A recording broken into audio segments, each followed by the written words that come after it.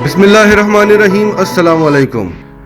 بھارت کے کشمیر میں کرفیو لگانے کے بعد عمران خان گورنمنٹ نے ایک فیصلہ کیا تھا، اپنے ملکی حالات کو دیکھتے ہوئے، سیکیورٹی کے حالات کو دیکھتے ہوئے اور اپنی فارن پالیسی کو دیکھتے ہوئے کوئی بھی حکومت کبھی بھی یہ فیصلہ لے سکتی ہے کہ وہ اپنے آرمی چیف کو ایکسٹینشن دے دیں، اور جہاں پہ سیکیورٹی معاملات آتے ہیں، جہاں پہ فارن پالیسی آتی ہے، تو حکومت کوئی بھی فیصلہ لے سکتی ہے، ہر چیز لکھی ہوئی نہیں ہوتی۔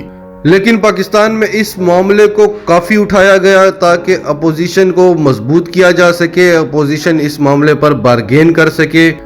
مزید ڈسکس کرنے سے پہلے اگر آپ نے ابھی تک ہمارا چینل سچ ٹی وی اردو سبسکرائب نہیں کیا تو اسے ابھی سبسکرائب کریں اور بیل آئیکن پر کلک کریں تاکہ ہماری آنے والی تمام ویڈیوز آپ کو وقت پہ مل سکیں۔ ناظرین، یہ جو کچھ بھی پاکستان میں ہوا، اس کا انڈائریکٹ فائدہ انڈیا کو ہوا، اور یہ فائدہ انڈیا کو جان بوجھ کر دیا گیا یا انجانے میں دیا گیا، اس کے حوالے سے بھی ہم آپ کو آگے چل کے بتائیں گے۔ پہلے آپ کو بتاتے ہیں کہ انڈیا میں کیا ہوا۔ انڈیا نے 28 دسمبر کو اپنے حالات دیکھتے ہوئے جو انہوں نے خود کریٹ کیے تھے، پاکستان کو تو ان حالات میں دھکیلا گیا، پاکستان کی تو مجبوری بن چکی تھی، لیکن انڈیا نے تو اپنے ملک میں خود یہ حالات کریٹ کیے، تو وہ اپنے ملک کی حالات کو دیکھتے ہوئے انہوں نے ایک SRO کے ذریعے آرمی رولز میں تبدیلی کی اور آرمی چیف کو ایکسٹینشن دے دی۔ کوئی سو موٹو ایکشن نہیں لیا گیا، سارا میڈیا، ساری عدالتیں حکومت کے ساتھ ہیں، بھلے حکومت صحیح کر رہی ہے یا غلط کر رہی ہے، وہ حکومت کے ساتھ ہیں۔ یہاں پہ عمران خان نے ایک فیصلہ لیا جو ملکی مفاد میں تھا، تو طوفان برپا ہو گیا۔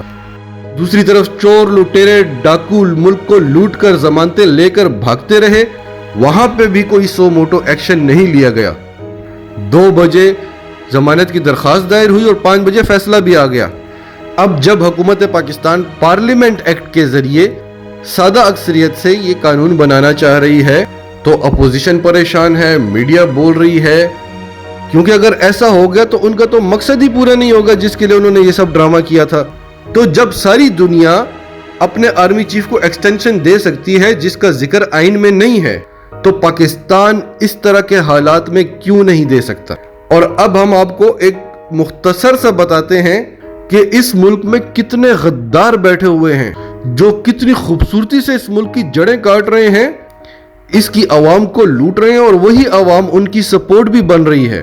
آج پرویز رشید نے کہا کہ ادھر مقبوضہ کشمیر میں بھارت نے خاردار تاریں لگائی ہوئی ہیں اور وہ اپنے عوام کو بولنے نہیں دے رہا، اور یہاں نیب نے خاردار تاریں لگائی ہوئی ہیں، یہاں نیب نہیں بولنے دے رہا ہمیں۔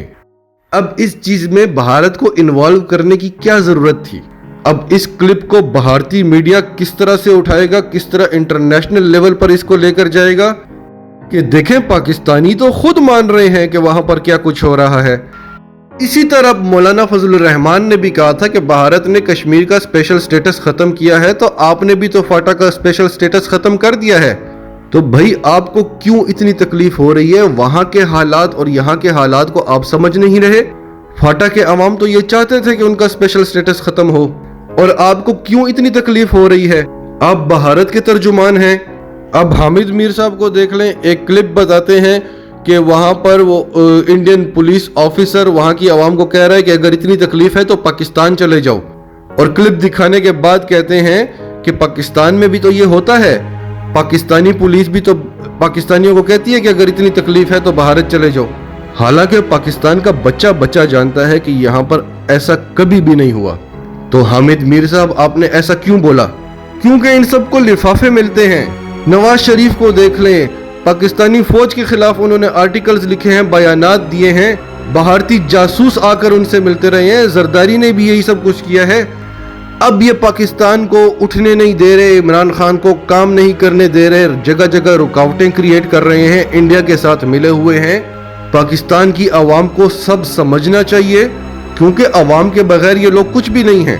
ایسا برین واش کیا ہوتا ہے لوگوں کا انہوں نے، کوئی کہہ دے گا عمران خان یہودی ہے، کوئی کہہ دے گا اس نے 2 شادیاں کی ہوئی ہیں، کوئی کہہ دے گا میں اس کے خلاف اس لیے ہوں کہ وہ مسلمان نہیں ہے، اور کوئی تو یہاں تک کہہ دے گا کہ عمران خان کا ساتھ اس لیے نہیں دینا چاہیے کیونکہ جہانگیر ترین چور ہے۔